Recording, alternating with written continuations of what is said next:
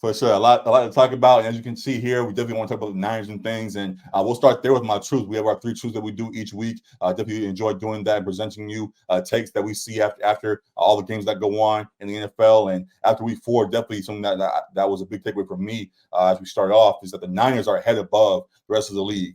There are one of two now remaining 4-0 squads. The Eagles are the only other 4-0 squad, and we can talk about the Eagles a little bit themselves as well. I know you feel a way about them as they at times skate by and steal some wins. Right. But even with that being the case, so I guess to that point actually, Sure. because they aren't as dominant as the Niners have been, I really feel like it's the Niners versus the field in regards to this Super Bowl race right now.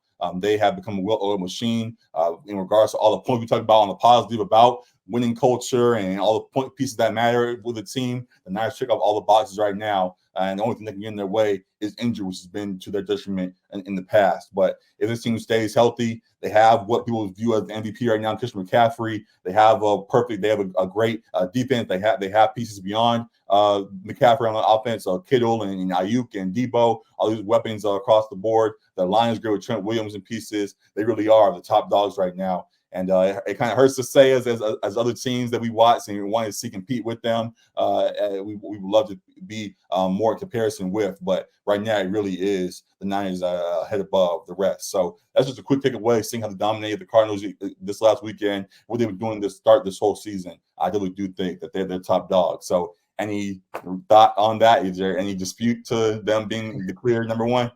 Nah, no dispute at all. I would stamp it right there along with you. I believe they're the last unbeaten team in the league, correct? So, Mhm. um, yeah. Are the Eagles unbeaten? Yeah, they are. They're 4-2. Okay, okay. So they're the last two unbeaten's. But yeah, they've definitely looked more dominant than any other squad. They have the most complete roster on both sides of the football. And as you said, it's just going to be about staying healthy. Because I don't really see a team right now uh, that I would definitively take over them in a head-to-head matchup. There's some teams that I think can hang, especially in the AFC, but that I would definitively say are better. I think the 49ers are the cream of the crop right now. And even with not having an elite quarterback, they have a good quarterback who still hasn't lost in his NFL tenure.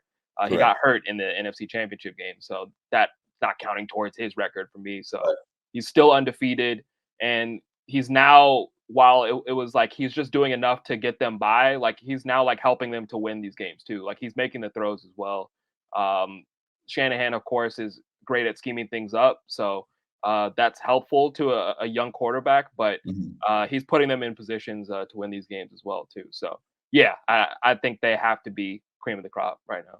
It's also I just want to give credit to him. I had my jokes early on about Purdy and the personification of the league and things, but I do definitely appreciate what he's doing for this Niners squad. And it's interesting seeing it now as they continue to go roll on as they have been doing.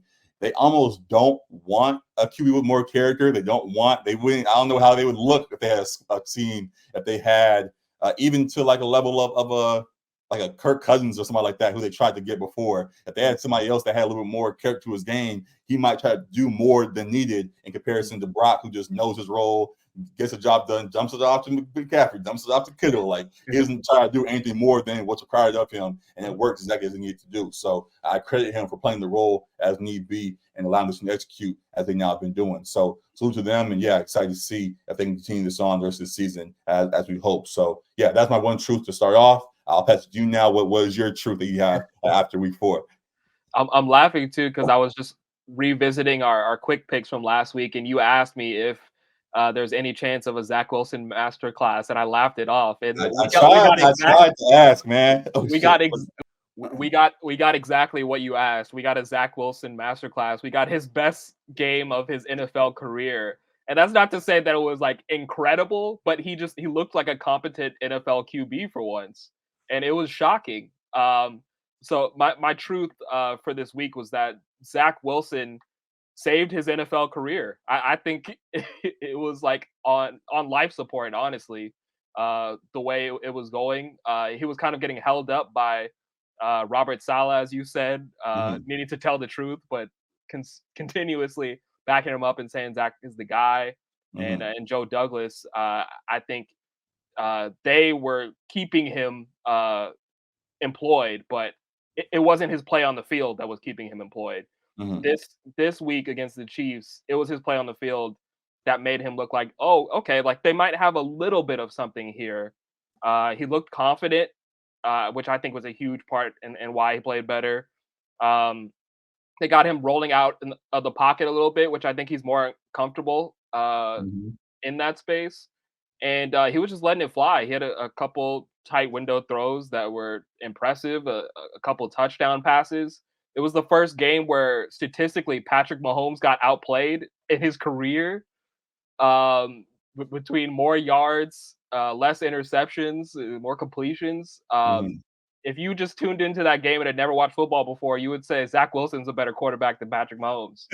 So yeah, I think he saved his NFL career. Like he's at least got a couple more games to show what he's got. Where I think he was on the borderline of getting benched and not getting another shot with the Jets. I disagree for a few reasons, actually.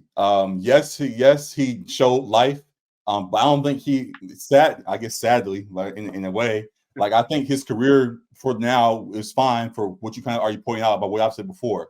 Robert Saleh continuing to put the power behind him and letting them know that he's going to be the guy going forward, and believing that at some point he would turn around, which happened to be a week later versus the Chiefs squad.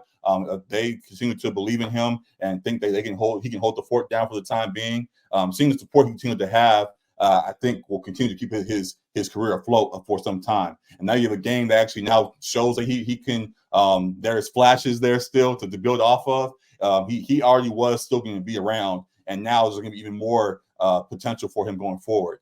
So we'll see about that. But also on the other side of it, Zach, I'm familiar with the game, buddy. You're not. Hold on, where's it at? You're not slick, pal. He ain't worried about Taylor Swift. When they're, He's a when they're in the Cougar man. building, when they're He's in a the building, you Cougar got to step up man. your game. When they're in the building, you step up your game. And hey, you got to do what you got to do. So he Now found a way. put Blake Lively on the screen. That's who we trying to We know see. how Zach likes the ball when the time is right. He's got a little Jordan Poole to his game. He was up in the stands and saw who was up there. I was like, oh, I can keep playing like this. So let me get my game right and make sure I show out in front of who in the stands there. So salute to him for getting the job done during that game. But on a serious note, I do think that he still has a lot more to prove. And I don't think this now just cements him now as a solid quarterback in this league. Because Oh we no, no, saw no. what I'm the not whole saying he's career cemented was in anything. prior to that. He has a great chance to continue to prove that he is who he is. This next week versus the Broncos, who are a squad who we just saw almost lost to, should have lost to Justin Fields and the Bears, but found a way because the Bears are the Bears right now, the bad news Bears, very much so. So if Zach Wilson comes down and shows again versus a bad Broncos squad that he can be that guy, then sure, we can start putting more faith into him and seeing him as a guy for real. But for right now, this is a good game. Salute to him. He took advantage of a big moment. And then to your point, I think his career was already saved and he was going to stick around regardless of how this last week went. So yeah, I think he's around either way. Quick rebuttal. I don't know if I agree with that because I think like you already had the rumblings of Trevor Siemian signed to the practice squad. Like they're They needed a making backup. They couldn't just have one QB by himself. So yeah, but he was on the brink of not having that starting job. Just the way he was playing in those first few games. Like I know that Salah was saying he's the guy, but there was starting to pop up with articles that Salah might be risking his head coaching career if he I continues. said that. I said that as well. I guess I'll say as well to your point. Like they're making He's some plans, it seems like, for sure. other guys. I guess I'll also say, and maybe I'm nitpicking, but you said in your statement, say his NFL career. So if you're saying So that he's maybe Jet's career is more maybe likely. that's more of a specific thing, and that's Yeah, what I'll point out as well. But I do think one way or another he's going to be around for some time. Yeah, and then I guess to your point, that's after showing this as well. So yeah, he's going to be here one way or another. And yeah, made salute to him for showing out he made when the spotlight was on. he made Joe Namath do a quick 180 after his comments about Joe should have stood in it, man. I was hurt by that. Joe came out and bagged like, "Yo, he needs to be gone." All this, that, and the third. and Had then the next game week last he's week. like, Was like, I "Oh was yeah, my wrong. bad." You got me. Come on, man. You can't flip that fast. That was One a good game. but and the other part too, as we point out, sometimes you still lost. Like, Yeah. I And get like that. and he had the fumble. He had the fumble on the last possession that Yeah, kind of I gave get the there's all ball the away. hoopla about he's a good quarterback now. He outplayed Pat in a way, but Pat Yeah. still won the game. Like it Yeah. kind of feels this is I don't want to make the comparison, but people always talk about AI crossing over Jordan. Like Jordan still is Jordan. Like what are we talking about? So I get that he had a little flash in this, but let's still see what the end result is and see if he can change. That's the main part. It's just supposed to be a winning squad. So if he can start putting wins on the board, that's when it'll matter, regardless of how it looks. So yeah, we'll see about that. So Yeah. definitely a good one. Definitely want to continue to follow that and see how that play is going forward. And good thing there. To your point about Robert Saleh and his coaching with this squad. Also to my point about the Niners and how they become a well-oiled machine with Kyle Shanahan leading the way. Something I really wanted to talk about for my third truth was just that coaches that refuse to adapt, coaches that refuse to embrace the teams that they have and the pieces that are in the building with them will get left in the past. We see currently right now, there's a lot of folks yelling about Matt Canada in Pittsburgh. As a Raven fan, hearing Steelers fans hate on us for the last few years. Oh, y'all got Greg Roman. Y'all not going to do nothing. Y'all got this offense that can't do anything. And Lamar, yada. Now look at y'all. Y'all stuck too. So that's a little poke that I'll leave for another day. But on back to my main point, coaches that refuse to embrace the squad that they have or refuse to embrace just what turn is going on in the league. Again, we'll get left in the past. Matt Canada is a guy that has tried to implement things with this team that has not been working. This pitching squad has been stagnant. And other examples as well. We've seen, for example, even the Pittsburgh Steelers or even the Raiders right now, who people have been pointing to as a squad who is still trying to learn to win. All of that largely is because of what is going on with that staff led by Josh McDaniels and them trying to figure out what works best for this squad. They had their own ideas of what was going to work, and they had their visions of things that's supposed to play out a certain way. But in the end, the things are not executing as need be. And yes, there are injury reasons too as well. They lost Derek Carr now or replaced him, and they have now Jimmy G, who already is hurt. Aiden O'Connell is in the building, and they're trying to figure things out. But the offense, regardless of who's under center, clearly is not clicking as need be. And Devontae and others are voicing that amongst other squads as well, as I pointed out. So, just the importance of coaching. On the flip side, we see, for example, the Ravens, as we already pointed out, the Niners as well, machine the Ravens are trying to figure things out on their side. And to my point in the beginning about Matt Canada and the Steelers poking at the Ravens swapped out Greg Roman, who for a long while was, to be just blunt, a headache for a lot of Ravens fans, because we felt like this offense was being held back for what it's fully capable of. We have a new OC in the building who is a Todd Monkey, I believe, who is allowing this offense to really expand itself.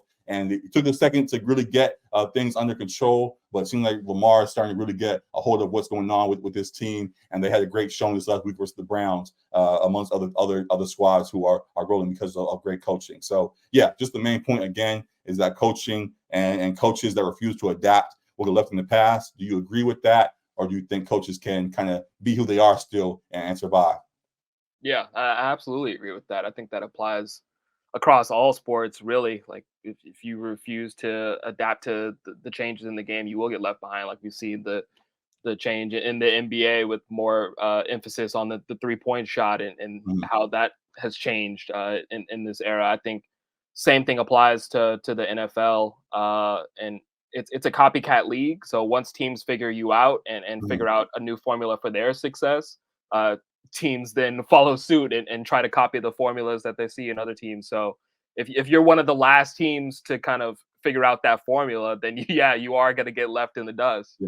So I 100% agree with you. I think I don't know if you saw that clip of Mark Davis getting into it with fans at the Raiders Chargers game, who want McDaniels fired because he's 7-14 as the Raiders head coach. He's a coach. Like as a head coach, he's just not that guy.